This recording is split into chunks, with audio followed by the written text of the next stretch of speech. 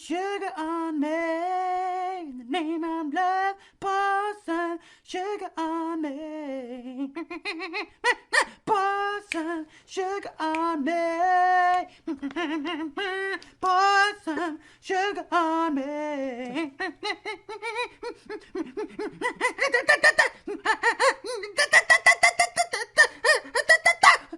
Neil! David! No, not Neil! Neil, please! It's Sir David! Oh, not this again, David. I understand you've done yourself a mischief, so I won't ask you to kneel again. But next time, please remember to bow to your sensei. You're not my sensei. Mm?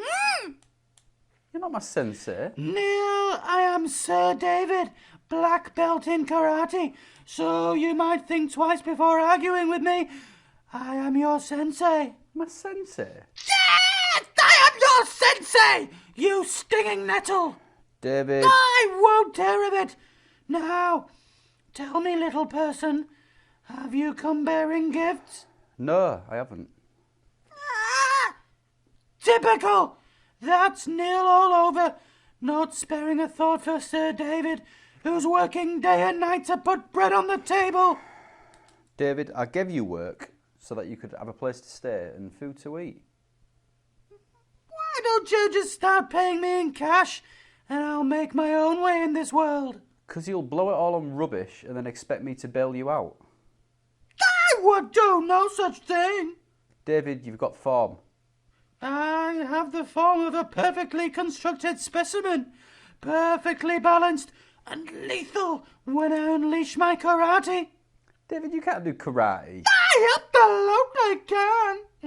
The danger man won't know what's hit him. Is that what this is all about? Neil, there is a danger man on the prowl, but luckily you have Sir David as the head of security, and he just so happens to be rather handy when it comes to martial arts. I'm to develop a fourth eye this coming weekend. A condescending eye. A condescending eye? Yes, a condescending eye! You polystyrene head! David! Oh, David, I would have thought, would regret saying that, I reckon, yeah. How are you going to develop another eye and where? Out of necessity, and on the back of my knee. Good grief, Neil! Were you not born with common sense? The danger man would have a field day with you. You're so feeble. Right, that's enough, David. I want you to pack your stuff and leave. Come now. I'm serious, David. You haven't listened. You got worse, if anything. I have not. I absolutely have not. You have. Yeah. You have, and I won't hear otherwise. I want you out in an hour. But where am I to go? You're resourceful. I'm sure you'll work something out. But I have an interview here in 1 hour. Lorraine Kelly is coming to interview me and ask me about my new book. What new book? My new book.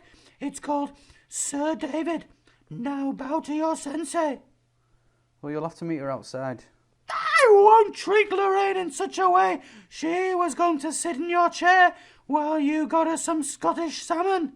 David, I'm going to be sitting in my chair and getting on with some work. But you were going to buy her some slippers and get her a mug of Ovaltine while she interviewed me about my book. No, I wasn't. And I don't believe that Lorraine Kelly is actually coming here anyway at all. She absolutely is. The chances of her coming here are as slim as me seeing the danger man. But you've seen him. I haven't. You absolutely have. I've never seen him and I never will. You absolutely have. You absolutely will. David, you've got 57 minutes left to get out of the studio. But David's doing some maintenance work on the studio. Yeah. I'm building a lean-to for Emlyn so he can have some independence. Well, Emlyn can stay here, but you'll have to leave. But he's my boy.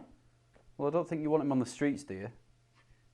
What are you talking about? No one's living on the street. This is all a misunderstanding. David, I won't hear of it.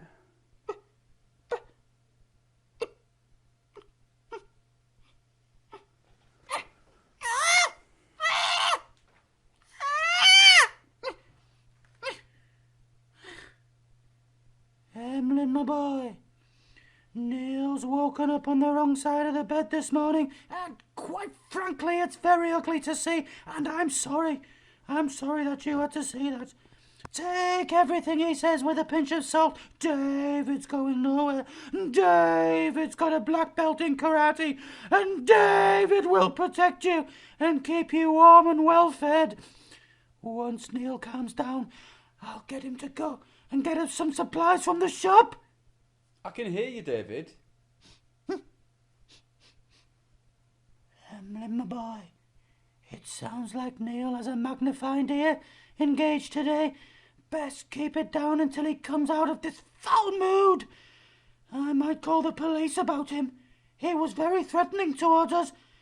I think he needs to be removed from the building. I think maybe he's the danger man.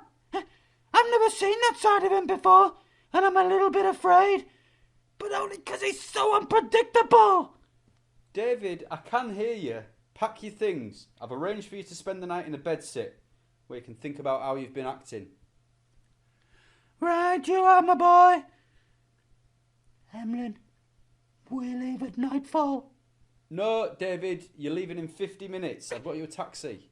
I hope it's a limousine, Neil. I need to do my interview with Lorraine Kelly, and I won't have her see me in a bedsit. Good grief, Neil! Good grief!